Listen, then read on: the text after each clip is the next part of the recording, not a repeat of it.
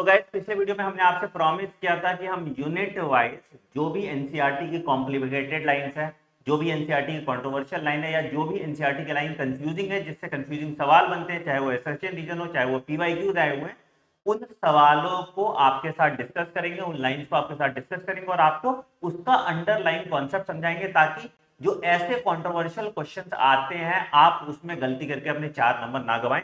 तो आज का टॉपिक है प्लांट फिजियोलॉजी, और प्लांट फिजियोलॉजी मुझसे बेटर जो बॉटनी का एक्सपर्ट है हमारे यहाँ कीमती अलावत में, आप लोग मिले भी हैं इनसे, ठीक है, तो वो आपको पूरी प्लांट फिजियोलॉजी में जो भी ऐसी एनसीईआरटी लाइंस है उनको डिटेल में समझाएंगी। पीवाईक्यूज जहां पे गलत ऑप्शंस दिए गए, गलत आंसर्स दिए गए, उनको डिटेल में समझाएगी। बट इस वीडियो पे मुझे बहुत सारा प्यार और सपोर्ट चाहिए होगा आपका, तो फटाफट वीडियो को लाइक कर दो, चैनल पे नए हो तो चैनल को सब्सक्राइब कर दो, and we are getting started. और वीडियो खत्म होने के बाद अटेंडेंस जरूर लगा देना। चलो तो over to you ma'am. Plant physiology में अपना पहला चैप्टर है फोटोसिंथेसिस। फोटोसिंथेसिस में आपने फोटोसिस्टम पढ़ा है। फोटोसिस्टम बना होता है दो चीजों का, एक है रिएक्शन सेंटर और दूसरा है लाइट हार्वेस्टिंग कॉम्प्लेक्स। आपको पता है रिएक्शन सेंटर किसका बना है? It is made up of single chlorophyll A molecule जो डाइमर की फॉर्म में एग्जिस्ट करता है, पर क्या लिखा है? Single chlorophyll A. बिल्कुल सही बात है, कोई प्रॉब्लम नहीं। लेकिन हम आगे कंफ्यूज हो जाते हैं, क्यों? एनसीईआरटी क्या लिख रही है? LHC are made up of 100 of pigment molecule bound to proteins. LHC बना है लाइट हार्वेस्टिंग पिगमेंट्स का जो प्रोटीन के साथ बाउंडेड है। लेकिन अगली लाइन में देखो, each photosystem has all the pigments except one molecule of chlorophyll A forming a light harvesting system also called as antennae। अब इस लाइन से हम क्या समझते हैं कि लाइट हार्वेस्टिंग कॉम्प्लेक्स सभी पिगमेंट्स का बना होता है except one molecule of chlorophyll A. तो हम समझेंगे क्लोरोफिल ए होता ही नहीं, जो कि बिल्कुल गलत है। ये कौन से सिंगल मॉलिक्यूल ऑफ क्लोरोफिल ए की बात हो रही है? जो कि हमारे रिएक्शन सेंटर में प्रेजेंट है। एक्चुअल फैक्ट है क्या? हमारा light harvesting complex chlorophyll A, chlorophyll B, carotenoids, xanthophyll, इन सभी पिगमेंट्स का बना होता है। तो इस लाइन से आप बिल्कुल कंफ्यूज नहीं होंगे। क्लियर है? अब अगले कॉन्सेप्ट की तरफ आते हैं। अगले कॉन्सेप्ट है हमारा इलेक्ट्रॉन ट्रांसपोर्ट सिस्टम।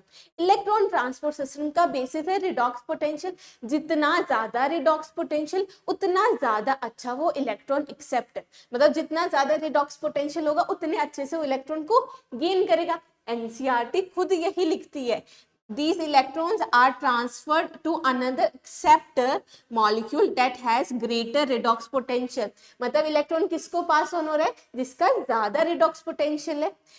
जैसे कि हम आगे देख सकते हैं, अगर मैं फियोफाइटिन की बात करती हूँ, ये मैंने रिडॉक्स पोटेंशियल स्केल पे अरेंज कर दिया है, जेड स्कीम बना रखी है। यहाँ पे देखो फियोफाइटिन अपना इलेक्ट्रॉन पास करता है प्लास्टोक्विनोन को। क्लियर है? और प्लास्टोक्विनोन अपना इलेक्ट्रॉन पास करता है साइटोक्रोम B6F कॉम्प्लेक्स को। लेकिन आप देख सकते हो फियोफाइटिन हमारा नेगेटिव टर्म में, और हमारा इलेक्ट्रॉन किस मूवमेंट में हो रहा है? पॉजिटिव मूवमेंट में हमारा इलेक्ट्रॉन ट्रांसफर हो रहा है। इसका मतलब है ये डाउनहिल मूवमेंट नहीं हुआ, ये क्या हुआ? अपहिल मूवमेंट, हमारे नेगेटिव से पॉजिटिव की तरफ जा रहा है। लेकिन एनसीईआरटी इसी को क्या लिख रही है? The movement of electrons is downhill in terms of oxidation reduction और रिडॉक्स पोटेंशियल स्केल। अब ये क्या पंगा है? यहाँ पे इन्होंने lower to greater redox potential भी लिख दिया और इन्होंने इस मूवमेंट को डाउनहिल भी बोल दिया। होना क्या चाहिए था? अपहिल। अब यहाँ पे बात क्या होती है कि ये रिडॉक्स पोटेंशियल स्केल की बात नहीं कर रहा, ये जो डाउनहिल मूवमेंट है ये बात करता है एनर्जी की। इन्होंने हमारे जो इलेक्ट्रॉन एक्सेप्टर हैं इनको रिडॉक्स पोटेंशियल स्केल पे अरेंज किया, लेकिन जो हमारी मूवमेंट है ये रिडॉक्स पोटेंशियल स्केल के बारे में नहीं, एनर्जी की टर्म्स में हो रही है। तो हमारा जो डाउनहिल मूवमेंट है वो एनर्जी की टर्म्स में। तो ये लोअर टू ग्रेटर और डाउनहिल अपहिल में बिल्कुल कंफ्यूज नहीं होना है, इसको हम ब्लाइंडली एनर्जी की टर्म्स में याद कर सकते हैं, कोई कंफ्यूज नहीं होंगे। अगर आपके पास क्वेश्चन आता है कि इलेक्ट्रॉन ट्रांसपोर्ट सिस्टम किस तरीके से मूव करेगा, तो डाउनहिल ही मूव करेगा। बेशक एनसीईआरटी पंगे कर रही है, लेकिन यहाँ पे हम एनसीईआरटी को फॉलो करेंगे। क्लियर है? अब अगले कॉन्सेप्ट पे चलते हैं। अगला कॉन्सेप्ट फिर से इलेक्ट्रॉन ट्रांसपोर्ट सिस्टम का। इलेक्ट्रॉन ट्रांसपोर्ट सिस्टम, अगर मैं फोटो सिस्टम 1 की बात करती हूँ, आप देखो इलेक्ट्रॉन किस तरीके से मूव हो रहा है। इलेक्ट्रॉन पास ऑन कर देता है फेरेडॉक्सिन को।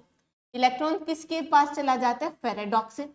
अब हमारे पास क्वेश्चन भी आया था AIPMT 2006 में, क्या लिखा है? In photo system 1 the first electron acceptor is, और ऑप्शन में फेरेडॉक्सिन भी दे रखा है। हम क्या करेंगे? इसको आंख बंद करके टिक कर देंगे और हमारा क्वेश्चन हो जाएगा गलत, हमारे -5 हो जाएगा। यहाँ पे प्रॉब्लम क्या हुई? क्योंकि ये हमारा इनकम्प्लीट है। हमारा photo system 1 electron pass on करता है FRS को। FRS is ferredoxin reducing substance, और ये फेरेडॉक्सिन रिड्यूसिंग सब्सटेंस है जो बाद में फेरेडॉक्सिन को इलेक्ट्रॉन देगा। और जो ये हमारे यहाँ पे करेक्ट आंसर क्या होता? यहाँ पे FRS तो मेंशन नहीं है, लेकिन FRS होता क्या है? एक आयरन सल्फर प्रोटीन। तो हमारा ऑप्शन कौन सा सही होगा? ऑप्शन बी नहीं, option A, the primary electron acceptor from photo system 1 is iron sulphur protein, जो कि क्या होता है? FRS। अगर आपके ऑप्शन में आयरन सल्फर प्रोटीन है या आपके ऑप्शन में ये FRS मेंशन है, तो आप फेरेडॉक्सिन के ऊपर प्रायोरिटाइज किसको करेंगे? FRS को करेंगे। क्लियर है ये चीज? अब हम मूव करते हैं अपने अगले चैप्टर में। अपना अगला चैप्टर कौन सा है? रेस्पिरेशन। अब रेस्पिरेशन बहुत अच्छे से बनाया इन्होंने, लेकिन 2 चीजें मिस्टेक करते। यहाँ पे देखो, सिट्रिक एसिड साइकिल या try carboxylic acid cycle, Krebs cycle हम सबको आती। हमें यहाँ पे मेंशन भी कर रखा है देयर आर 3 पॉइंट्स। अगर 1 राउंड ऑफ साइकिल की बात करते हैं, there are 3 points in the cycle when NAD positive is reduced to NADH। मतलब अगर एक साइकिल की बात करूं तो 3 NADH बनेंगे, और अगर 2 राउंड की बात करती हूं तो हमारे 6 NADH बनते हैं। ये लाइन क्लियर है? आपको सबको पता है, लेकिन नीचे यहाँ पे इन्होंने फिर से झोल कर दिया कि glucose has been broken down to release CO2 and 8 molecules of NADH, 2 of FADH2 have been synthesized beside 2 molecule of ATP in TCA cycle। तो TCA cycle में हमारे 8 molecules of NADH लिखे हैं। यहाँ पे इन्होंने लिंक रिएक्शन को भी ऐड कर दिया। TCA साइकिल है, लेकिन जो लिंक रिएक्शन में NADH बने उनको भी इंक्लूड कर दिया, तो दोनों में कंट्रोवर्सी होगी। आपको क्लियरली पता है, अगर वो क्रैब साइकिल की बात करता है, TCA साइकिल की बात करता है, तो 6 NADH2 आप काउंट करेंगे। क्लियर है ये लाइन? चलो अब अगला हमारा फेवरेट, हम सबको पता है। अगले में यहाँ पे देखो, अगर ये हमारी माइटोकॉन्ड्रियल इनर माइटोकॉन्ड्रियल मेम्ब्रेन, होता क्या है, अगर हमारे ऑक्सीजोम से या F0 F1 कॉम्प्लेक्स की बात करूं, यहाँ पे अगर H पॉजिटिव मूव करते हैं तो फॉर्मेशन होता है ATP का। लेकिन फैक्ट क्या है, जब 4 molecules for each ATP produce 4 H positive pass through F0 complex, तो हमारे कहा कितने मॉलिक्यूल पास होने चाहिए H पॉजिटिव? 4 H positive. अब यहाँ पे 4 H पॉजिटिव तो सही है, लेकिन डायग्राम में इन्होंने क्या लिखा है? 2 H पॉजिटिव, जो कि गलत है। एनसीईआरटी में पहले यहाँ पे भी गलत लिखा था, लेकिन आज उन्होंने ये ठीक कर दिया, लेकिन डायग्राम तो अभी भी गलत है। लेकिन आपको पता है हम किसको प्रायोरिटी देंगे? 4 H पॉजिटिव को प्रायोरिटी देंगे, क्योंकि फैक्ट भी वही सही है और हमारी थियरी में भी 4 H पॉजिटिव मेंशन। क्लियर है? नेक्स्ट हमारा चैप्टर है प्लांट ग्रोथ एंड डेवलपमेंट। अब प्लांट ग्रोथ एंड डेवलपमेंट में मिस्टेक्स नहीं है, लेकिन प्लांट ग्रोथ एंड डेवलपमेंट के हम जब हार्मोन्स पढ़ते हैं, हम देखते हैं कुछ फिजियोलॉजिकल इफेक्ट हमारे कॉमन है कुछ 2 हार्मोन्स में। जैसे कि यहाँ पे ऑक्सिन में भी लिखा है कि auxin promote flowering in pineapple. Also ethylene में भी मेंशन है, ethylene is used to initiate flowering and for synchronizing fruit set in pineapple. मतलब पाइनएप्पल में फ्लावरिंग को पॉजिटिवली दोनों ही अफेक्ट कर रहे हैं, हमारा ऑक्सिन भी और हमारा जिबरलिन भी। अगर क्वेश्चन आ जाता है तो हम करेंगे क्या, अगर प्रमोट की बात हो रही है तो हम ऑक्सिन की तरफ जाएंगे, और अगर हम इनिशिएशन की बात हो रही है तो हम इथाइलिन की तरफ जाएंगे। तो ये चीज क्लियर हो गई। अगला चलो, ऐसी ही प्रॉब्लम हमें यहाँ पे देखने को मिलती है। इथाइलिन में लिखा है इट प्रमोट्स रैपिड इंटरनोड और पेटियोल इलोंगेशन इन डी वाटर राइस प्लांट। और इसी इंटरनोडल इलोंगेशन की बात जिबरलिन में भी की गई कि it promotes internodal elongation just prior to flowering.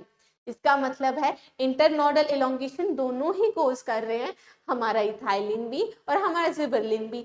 हम क्या करेंगे, अगर सीधा सा क्वेश्चन आए इंटरनोडल इलोंगेशन, किसको प्रायोरिटी देंगे, जिबरलिन को, आंख बंद करके जिबरलिन। लेकिन अगर इंटरनोडल इलोंगेशन के साथ आपके पास मेंशन है डीप वाटर राइस प्लांट, मतलब विद एग्जांपल मेंशन है, यूं की यूं एनसीईआरटी की लाइन आई है, तो आप किसको करेक्ट करेंगे, इथाइलिन को करेक्ट करेंगे। क्लियर है।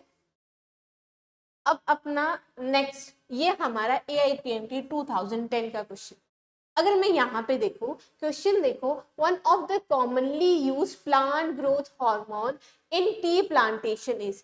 टी प्लांटेशन में हमारा कॉमन हार्मोन कौन सा यूज करेंगे। अब टी प्लांटेशन में हम चाहते हैं लेटरल ब्रांचिंग हमारी ज्यादा। अब लेटरल ब्रांचिंग करने के लिए हमें एपिकल डोमिनेंस को कम करना पड़ेगा, एपिकल डोमिनेंस को कम करना पड़ेगा। अगर यहाँ पे देखें, अगर हमने इंडोल 3 एसिटिक एसिड को डाला, इंडोल 3 एसिटिक एसिड है क्या, ऑक्सिन। अब ऑक्सिन तो एपिकल डोमिनेंस को बढ़ाता है, मतलब लेटरल ब्रांचिंग को वो क्या करेगा, डिमोट करेगा, प्रिवेंट करेगा। हमें क्या डालना चाहिए, जियाटीन, जो कि है क्या, एक साइटोकाइनिन। क्यों, क्योंकि साइटोकाइनिन एंटागोनिस्टिकली एक्ट करता है ऑक्सिन के साथ, और यहाँ पे अगर हमें एपिकल डोमिनेंस को ओवरकम करना है तो हमें क्या डालना चाहिए, जियाटीन डालना चाहिए। लेकिन यहाँ पे क्या आंसर था, इंडोल 3 एसिटिक एसिड, जो कि गलत था। ऑप्शन कौन सा सही होना चाहिए, सी सही होना चाहिए। अगर आज के टाइम पे आता तो हमारा ऑप्शन किसकी तरफ जाएंगे, साइटोकाइनिन की तरफ जाएंगे। क्लियर है। नेक्स्ट देखो, नेक्स्ट अगर मैं यहाँ पे देखूं, ये दे रखा है हमारा size weight with respect to time. ये हमारे कौन सा ग्रोथ दे रखी है, ज्योमेट्रिक ग्रोथ दे रखी है। ज्योमेट्रिक ग्रोथ का ग्राफ है जो कि एस शेप्ड ग्राफ। अब यहाँ पे हम हो जाते कंफ्यूज, क्यों, क्योंकि हमारा ज्योमेट्रिक ग्रोथ जो कि एक्सपोनेंशियल ग्रोथ है, यहाँ पे देखो हमारे इकोलॉजी में एक्सपोनेंशियल ग्रोथ की अगर हम बात करते हैं तो एक्सपोनेंशियल ग्रोथ में हमारे पास जे शेप्ड कर्व, तो यहाँ पे तो ज्योमेट्रिक का एस शेप कर्व और यहाँ पे ज्योमेट्रिक का जे शेप कर्व, तो हम थोड़े हो जाते कंफ्यूज। लेकिन देखो ज्योमेट्रिक में हम बात करते हैं कि हमारा ग्रोथ एक्सपोनेंशियली ग्रो करेगा, लेकिन अगर मैं प्लांट ग्रोथ की बात करती हूँ तो सेल क्या करता है कि एक्सपोनेंशियल फेज में आएगा, लेकिन सिंस न्यूट्रिएंट्स की अवेलेबिलिटी कम हो जाते हैं थोड़े टाइम बाद वो स्टेशनरी फेज में चला जाता है। तो ये हमारा ज्यादा रियलिस्टिक ग्राफ है। तो अगर मैं कहूं कि दोनों के दोनों ही ग्राफ सही हैं, यहाँ पे एक सेल के रिस्पेक्ट में बात हो रही है या प्लांट की ग्रोथ के टर्म्स में बात हो रही है, यहाँ पे हम पॉपुलेशन लेवल पे बात कर रहे हैं, तो हम किस रेफरेंस में हमारा क्वेश्चन आए उसकी तरफ जाएंगे। दोनों के दोनों ही सही है, कंफ्यूज नहीं होना है, हमें देखना है प्लांट ग्रोथ के रिस्पेक्ट में बात हो रही है ज्योमेट्रिक की या हमारे पॉपुलेशन के टर्म्स में। अब ये तो बात हो गई हमारे प्लांट ग्रोथ एंड डेवलपमेंट में। अब आपके लिए एक क्वेश्चन है कि जो फर्स्ट एक्शन स्पेक्ट्रम ग्राफ है वो किन्होंने दिया था, TW एंगलमैन सर ने दिया था। अब एक्शन स्पेक्ट्रम और एब्जॉर्प्शन स्पेक्ट्रम दोनों ही फोटोसिंथेसिस में गिवन है। आप बताइए क्या डिफरेंस है action spectrum versus absorption spectrum. Also अगर प्लांट फिजियोलॉजी में और कोई आपको कंट्रोवर्शियल लाइन या कोई कंफ्यूजिंग लाइन लगती है तो आप कमेंट सेक्शन में बताओ, उसके ऊपर अलग से एक हम सेपरेट वीडियो लेके आएंगे। This is all for today from my side, thank you so much.